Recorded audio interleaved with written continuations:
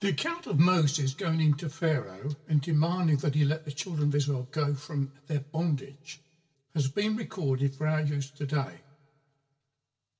In order for us to realise that God is in control of natural elements that affect man and beast, plagues, famine, pestilence, and every evil known to man, including death.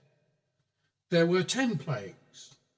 The plagues were water turning to blood, frogs, lice, flies, livestock pestilence, boils, hailstone, locusts, darkness, and the killing of the firstborn children.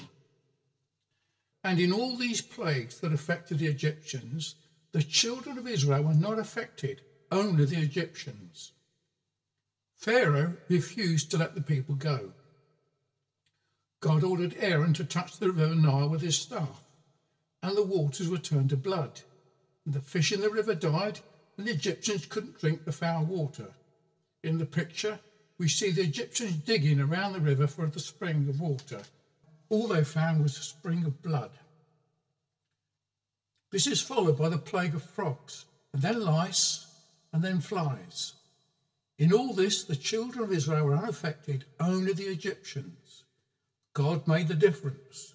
The Egyptians were afflicted, but Israel's kept safe.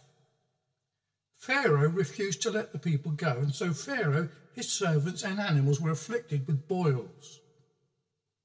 Finally, the death of the firstborn was foretold, and the Israelites were told to slay an animal and paint the doorpost and the lintel with its blood, so that the angel of death that passed through the land that night would pass over their houses. And those that were inside the houses marked by blood were kept safe. But all the firstborn of the Egyptians were killed. The Lord fulfilled his word. Pharaoh refused to let Israel go, and all the firstborn were killed. In this story, we should note that God is in control of all the plagues that can affect and make a difference as to who it strikes. So with reference to the coronavirus, God is over all and is able to control, prevent, bring us to safety in our situation. We're living at a time when we're being reminded that we depend upon God's mercy. We are right to take all precautions necessary for ourselves and not to take foolish risks and consider other people. And having done all, to direct our prayers to God in the name of the Lord Jesus Christ, asking for help and direction and his salvation.